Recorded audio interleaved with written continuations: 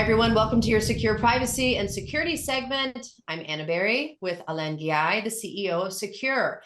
So our weekly hack topic is a big one. On Thursday, the world's largest bank, ICBC, which is Industrial and Commercial Bank of China, was hit by a cyber attack, causing a major blackout at ICBC's US broker-dealer, which left it temporarily owing BNY Mellon Bank about $9 billion, which is an amount many times larger than its net capital. So, Alain, talk a little bit about what happened here. And this affects people at a very high level. How does it affect us everyday users?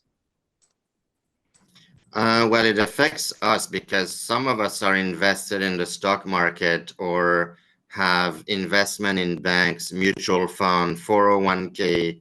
I mean, everybody somehow is invested in the stock market through retirement plans or directly. And here we see some example of how the hacking world and all these events are affecting everyone, because now it's becoming dangerous as the banking system gets a bit shaken up. We know that when the banking system gets shaken up, our entire lives are upside down. And, this wasn't a huge thing, but this is a classic example of how it can disrupt markets. So that's something, that's an angle that people don't think of. Usually, and this was a hack that was done in the US. It was on a Chinese bank. We don't know who it was. And they were left with using USB sticks. In fact, they had to leave their corporate email to use Gmail. I don't know who was hosting their corporate email, but usually you have one of the duopoly, as I call it, between the two big companies, and they had to switch to the other one using Gmail as a backup, and that's pretty dramatic and not entirely professional either, I would say.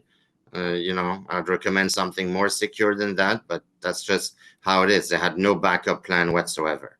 Right. And I'm sure there was a lot of financial information exchange on that open source email. So let's talk about some of the dangers. I mean, if there is a blackout, you have to get your information shared from one person to the other, and you use an open source versus using something more like the secure email and how that helps protect our data. Talk a little bit about that.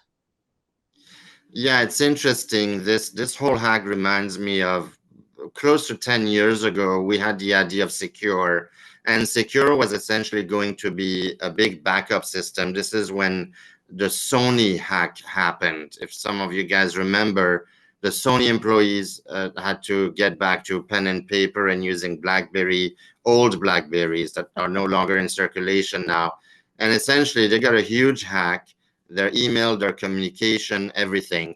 And the idea came from somebody I know in the media. We were discussing that companies could have Sekur as a backup and then have a failover switch directly to Sekur. And that's how, the name kind of came up too. So typically, if you use Secure Mail, first of all, because we don't host our infrastructure in the big tech and the big four hosting companies, we have our own infrastructure in Switzerland, our own server, and we don't use open source coding. It will reduce dramatically the risk of these hacks, because we also don't data mine you. So when you data mine data, when you sell data, even if you are a great secure provider, the people you sell the email to it's not their business to secure your data. They're there to sell you something. So, and when you have billions of people on a system, you're going to have some leaks, especially if you have millions of people working on the code.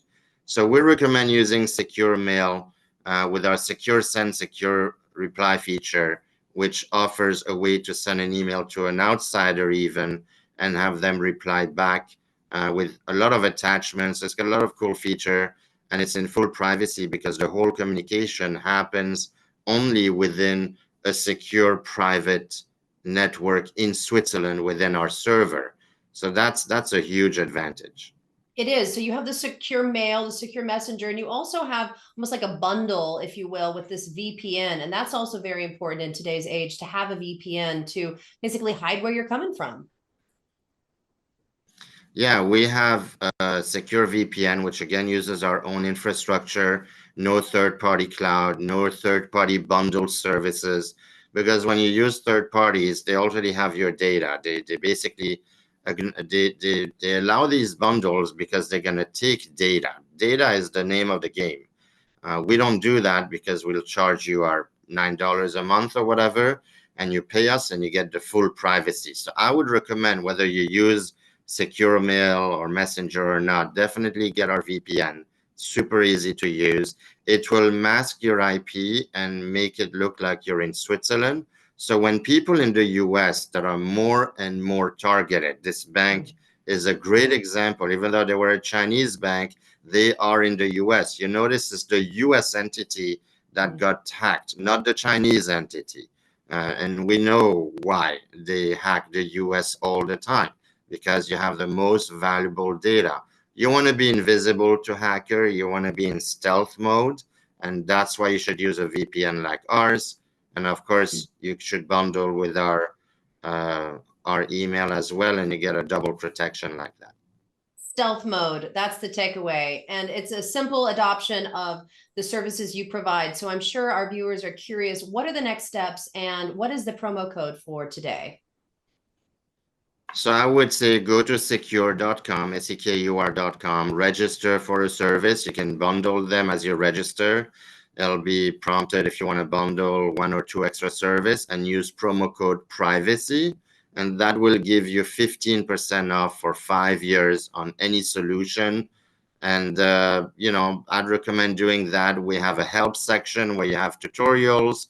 We're just launching. We're going to actually post these interviews that we do on our blog as well. We're just starting that, which is a great educational piece.